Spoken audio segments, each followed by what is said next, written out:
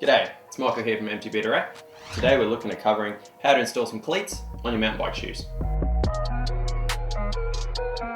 So cleats, like tyres on your mountain bike, are a wearing part. For a more positive engagement and disengagement, you want to keep them fresh. They're quite hard steel and they do last quite a long time, but a fresh set does feel a lot nicer than a worn set. The other reason you might want to change them is if you just get yourself a set of new shoes. So you might not want to put your old cleats on your new shoes.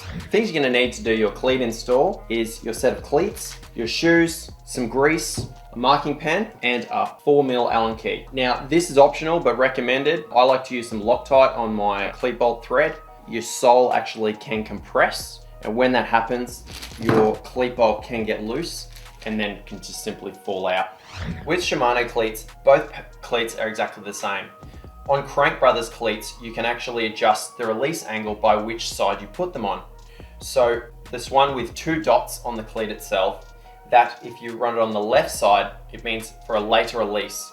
That is how you adjust the release angle on a Crank Brothers cleat.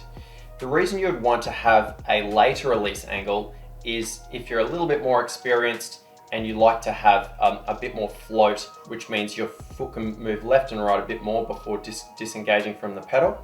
If you're a cross-country racer, you probably want an earlier release, or perhaps new to clip-in pedals, you probably want an earlier release just so that you can get out a bit sooner.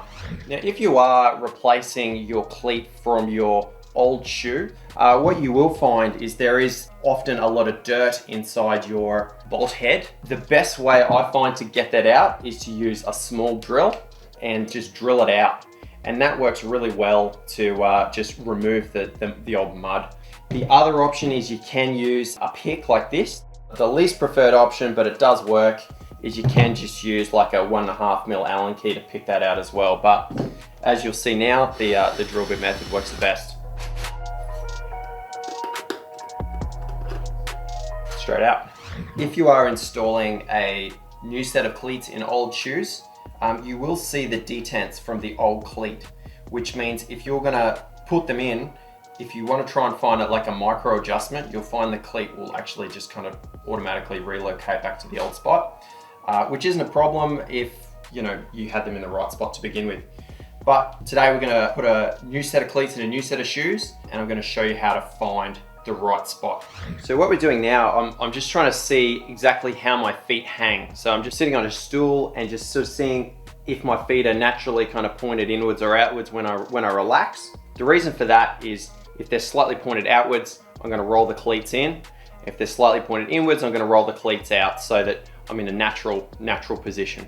So my feet are pretty aligned, so I'm going to run both cleats pointed in the exact same direction. So the next step is to determine exactly where I want to run my cleat. This is the cleat that clips into the pedal.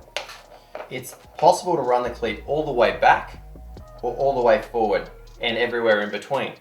Beneath the cleat is this cleat plate, which is a piece of steel that's threaded that allows us to determine where we want to run that. Now there's a couple of schools of thought on this. Often, like for cross-country or maximum efficiency or like road cycling, for example, they would run the cleat exactly in alignment of the ball of your foot. That's this knuckle here. You would run it there. Some people run it like perhaps 5mm behind, but on a set of cross-country shoes, I would run it right there. The other school of thought is that the more the enduro guys or downhill racers typically run it further back. That's because the weight is in the arch of your foot. More like, perhaps a motocross style where your weight typically is.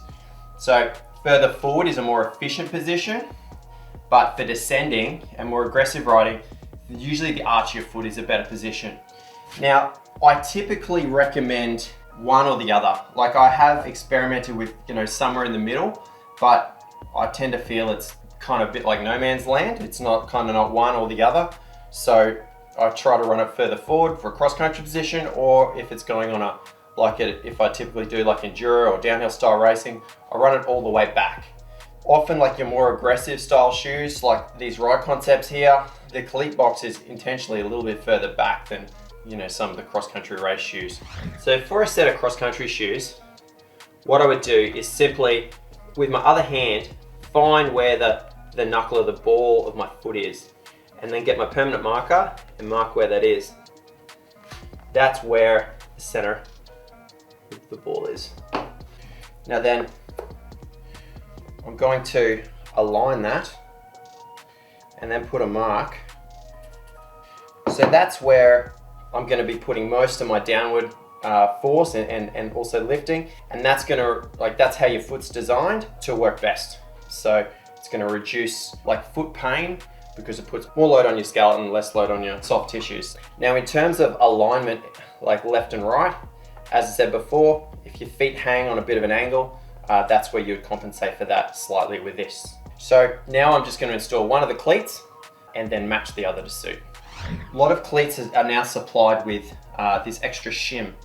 Now this extra shim is designed to raise the cleat off the shoe a little bit. That's because some shoes are designed that have more tread around the cleat. That extra tread is great for kind of walking up steep climbs or loose climbs when you're off the bike. However, it does mean that it can be tricky to get into the shoe.